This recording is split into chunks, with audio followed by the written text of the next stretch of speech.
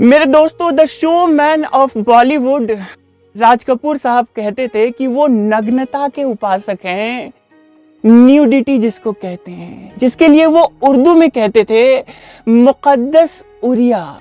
नग्नता को वो इतना पवित्र मानते थे। उन्होंने अपनी लाइफ में जो एक्सपीरियंस किया उसी को अपने कैमरे में उतारा और लोगों को भी दिखाया। हेलो जी, मुझे आरजे शाहनवाज कहते हैं, इंडिया का पहला ब्लाइंड रेडियो जॉक। देखिए, आंखों के कांटेक्ट को भूल जाइए, दिल से दिल का कॉन्ट्रैक्ट कर लीजिए। माइग्रेशन अच्छी अपॉर्चुनिटी के लिए मेरे फादर ने भी की और बहुत से लोग करते। कोई गांव से शहर आता है, शहर से विदेश जाता है और तभी तो वो अपने भीतर के टैलेंट को, स्किल को एक्सप्लोर कर पाता है। बलवंत कौर और जसपाल सिंह वोहरा पंजाब से पहुंचे सार्निया, ओंटारियो, कनाडा में 13 मई 1981 को उनको एक बेटी हुई, नाम करणजीत कौर वोहरा रखा। बच्ची के लिए माँ ने लोरी भी गाई थी। वही सपने थे जो एक टिपिकल एनआरआई फैमिली में होते हैं। बच्ची बहुत शर्मीली थी। 13 साल की करणजीत हुई तो उसके माँ बाप उसको लेकर पहुंचे ऑरेंज काउंटी, कैलिफोर्निया। फादर उसको हमेशा समझाते कि लड़की को डिपेंडेंट एंड कॉन्फिडेंट रहना चाहिए। इंट्रोवर्ट थी वो, शर्मीली थी। 18 साल की हुई तो उसने पार्ट टाइम जॉब्स भी करने शुरू की। जिफी ल्यूब में काम किया, जर्मन बेकरी में, और एक टैक्स फॉर्म में भी उसने काम किया। उसकी एक दोस्त थी जो डांसर थी। उसके डांस को देखते देखते उसको मॉडलिंग का एक शौक जागा। उसने सोचा कि मैं मॉडलिंग क्यों ना करूं। बहुतों से मिली वो, बहुत एजेंसी में गई, मगर सबने ब्लंटली उसे यही कहा, तुम छोटी हो, मोटी हो, अगली हो, 5 फीट 4 इंच तुम्हारी हाइट है, नहीं कर सकती। उन्हीं दिनों उसकी उस फ्रेंड ने एक पेंट हाउस मैगजीन के एजेंट से उसे मिलवा दिया। वो नहीं जानती थी कि ये एजेंट क्या है और कौन है। उसने कहा करणजीत कौर वोहरा को कि मैं तुम्हें मॉडलिंग करवा सकता हूँ, मगर मेरी एक शर्त है। वो पूछती है क्या, तो वो एजेंट कहता है कि तुम्हें न्यूड होकर फोटो शूट करवाना पड़ेगा। जिस लड़की को चुनौतियां मिल रही थी, जो जुनून में थी कि उसको किसी भी सूरत हाल में अपने आप को साबित करना है, वो हामी भर देती है।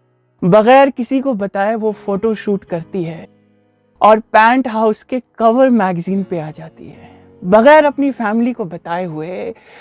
और उन्हीं दिनों हावर्ड्स रिटर्न के एक इंटरव्यू में उसको एक रिश्तेदार देखते हैं। रिश्तेदार उसके माँ बाप को बताएं कि वही अपने माँ बाप के सामने खुलासा कर देती है कि वो क्या कर रही है, और उसने अपना नाम सनी, और पेंट हाउस मैगजीन ने उसे लियोनी सरनेम भी दे दिया है। माँ बाप के पैरों तले से जमीन खिसक जाती है कि हमारे संस्कारों का, हमारे नैतिक मूल्यों का यही नतीजा है। मगर वो करणजीत कौर वोहरा सनी लियोनी बनकर छा चुकी थी। कॉन्ट्रैक्ट पे कॉन्ट्रैक्ट वो साइन करती चली जाती है, और वक्त आता है जब वो पॉर्न फिल्में करने लगती है। सब देखते हैं सनी लियोनी को चुपके चुपके, छुपके छुपके, और सब अनजान बनने की कोशिश करते हैं कि सनी लियोनी कौन है। 50 से भी ज़्यादा वो पॉर्न फिल्म्स करती है और 25 से 30 फिल्मों को खुद डायरेक्ट भी करती है। डैनियल वेबर मिलता है, उसके साथ भी वो फिल्म करती है। और अब सनी लियोनी काफ़ी आगे निकल चुकी है।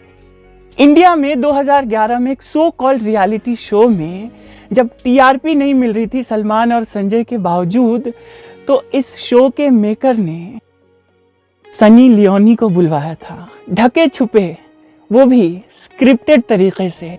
सनी आती है और पूजा बेदी भांडा फोड़ने का ड्रामा करती, और उसके बाद हिंदुस्तान में समझ लीजिए तो हाय तौबा, 38 केस जो है उस टीवी चैनल के अगेंस्ट किए जाते हैं। और ड्रामा ये कि सनी को खुद महेश भट्ट उस रियलिटी शो में जाकर एक फिल्म ऑफर करते हैं, और सनी लियोनी उसे एक्सेप्ट भी कर लेती है। 2008 में सनी की माँ अपनी बेटी के पॉर्न स्टार इमेज से इतनी दुखी थी कि उसने गम गलत करने के लिए शराब को पीना शुरू किया और 2008 में वो दुनिया से चल बसती है। 2010 में सनी के फादर भी चल बसते हैं और इसके बाद वो डैनियल वेबर से शादी करके इंडिया आती है उसी रियलिटी शो में। सनी लियोनी के प्रीवियस लाइफ को लेकर लोगों के बीच क्यूरियोसिटी भी है और लोग ज़रा सा उसका जिक्र करते हैं तो लोगों की आंखों में जिस तरह की चमक होती है, जिस तरह की हवस या जिस तरह की फैंटेसी, वो देखने लायक जैसी बात होती है। हमारे समाज के कई चरित्रों को सनी लियोनी एक नाम भर से उजागर करती चली जाती है।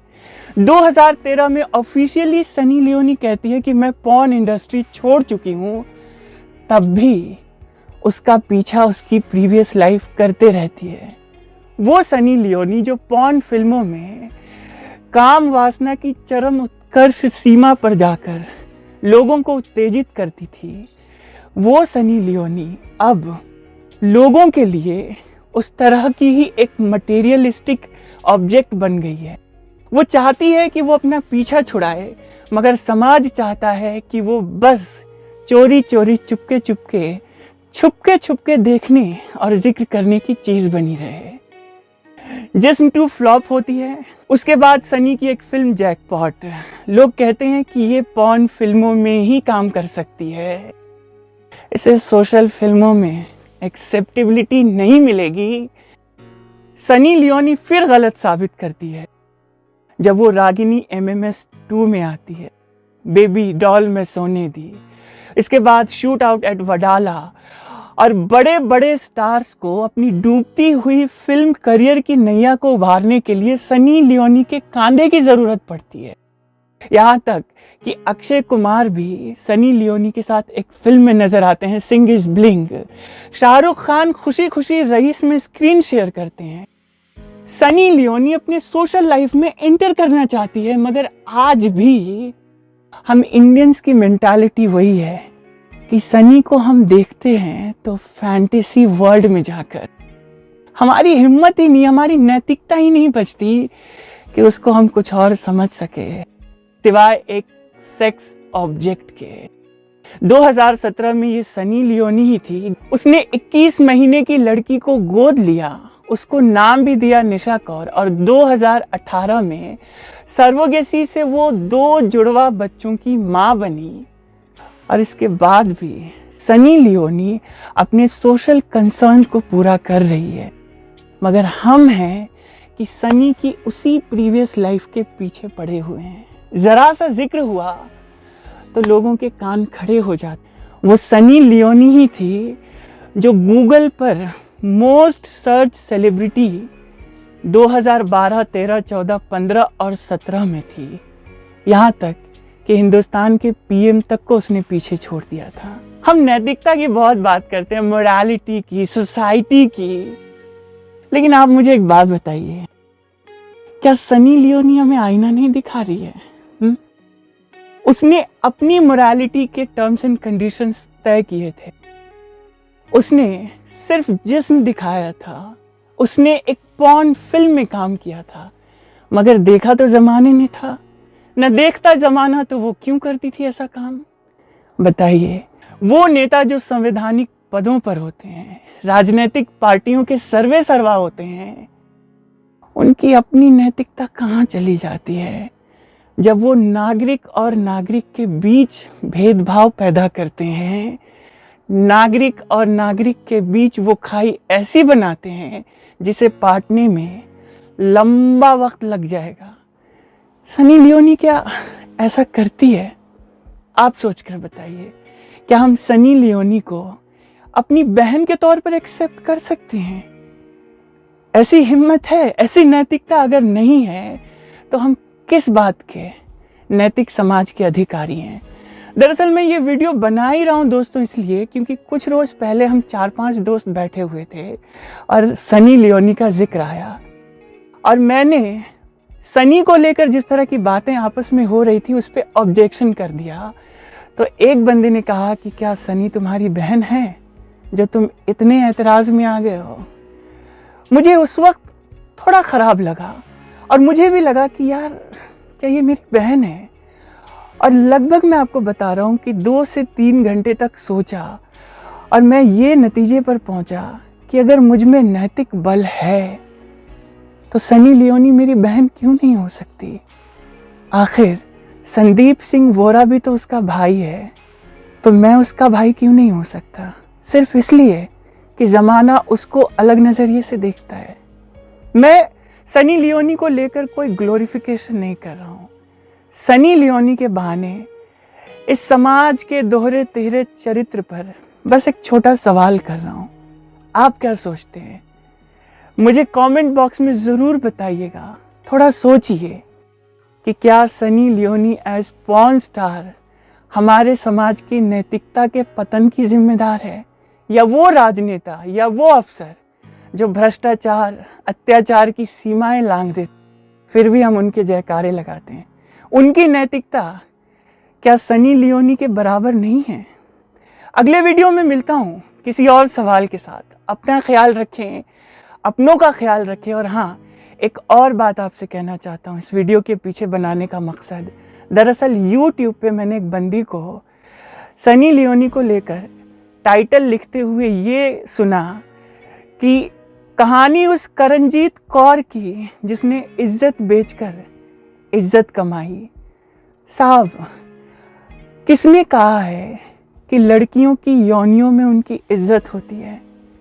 उनके साथ यौन दुर्व्यवहार, वो अत्याचार, वो बलात्कार है। उनकी इज्जत नहीं लूटी जाती है, बल्कि उनके साथ घनघोर हिंसा होती है। ये एक पेट्रियार्कल सोच है। और ख़ास करके उस लड़की को ऐसे बोलते हुए, ऐसे टाइटल देते हुए मुझे सुनकर बहुत ख़राब लगा। हम कौन होते हैं ये तय करने वाले कि किसी की योनि में किसी की इज्जत है? इज्जत और नैतिकता जो है ना, वो कहीं और, किसी और ज़रिए से आती है। तब तक अपना ख्याल रखें और कभी किसी से बैर नहीं। अपने रेडियो शो में हमेशा कहता हूँ, क्योंकि कोई गैर नहीं। Good bye.